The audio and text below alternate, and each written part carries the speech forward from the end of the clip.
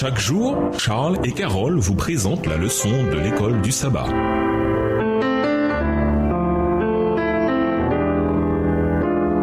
Bienvenue à votre émission Dieu nous parle. Noël sont de vendredi. Pour aller plus loin, comparé à l'amour infini de Dieu, tout l'amour paternel que les hommes se sont manifestés de génération en génération, toutes les marques de tendresse qui ont fait vibrer leur âme, ne forment qu'un tout petit ruisseau devant un océan sans limite. La langue ne peut exprimer l'amour divin, ni la plume le décrire. Vous pouvez en faire le sujet de vos méditations tous les jours de votre vie. Vous pouvez sonder avec ardeur les Écritures. Vous pouvez faire appel à toutes les facultés que Dieu vous a données sans arriver à comprendre l'amour compatissant de notre Père Céleste qui livra son Fils à la mort pour le salut de l'humanité. L'éternité elle-même ne pourra suffire à nous le révéler complètement. Néanmoins, quand nous étudions la Bible et quand nous méditons sur la vie du Christ et le plan de la rédemption, ces grands thèmes deviennent toujours plus clairs à notre entendement. Extrait du livre Témoignage pour l'Église, volume 2, chapitre 45, page 393, écrit par Ellen G. White. Quand nous suivons une formation comme Moïse à l'école du Christ, qu'apprenons-nous? À devenir un but de notre personne? À avoir une haute opinion de nous-mêmes? Non, pas du tout. Plus nous en apprenons à cette école et plus nous devenons doux et humbles de cœur. Ne pensons pas que nous avons appris tout ce qui vaut la peine de connaître. Employons au mieux les talents que Dieu nous a donnés, de sorte que quand nous passerons de la mortalité à l'immortalité, nous ne laisserons pas derrière nous ce que nous avons atteint, mais nous l'amènerons avec nous. Dans tous les âges de l'éternité, Christ et son œuvre de rédemption seront le thème de notre étude. Extrait du manuscrit 36, daté de 1885, écrit par Ellen G. White. À méditer, de quelle manière avez-vous vécu personnellement la réalité de l'amour de Dieu? En classe, parlez des différentes manières dont vous êtes parvenu à connaître et à vivre son amour. Jésus est venu en devenant semblable aux humains. Philippiens 2, le verset 7. Qu'est-ce que cela signifie? Comparez Romains 8, le verset 3. Discutez de ces deux passages en les comparant. Quels défis l'Église de votre région rencontre-t-elle en matière d'unité? Quels que soient les problèmes, pourquoi la volonté d'être humble et de ne rien faire par ambition personnelle ni vanité? Philippiens 2, verset 3 est-elle un bon point de départ pour résoudre les problèmes? Au revoir. Et à demain si Dieu veut.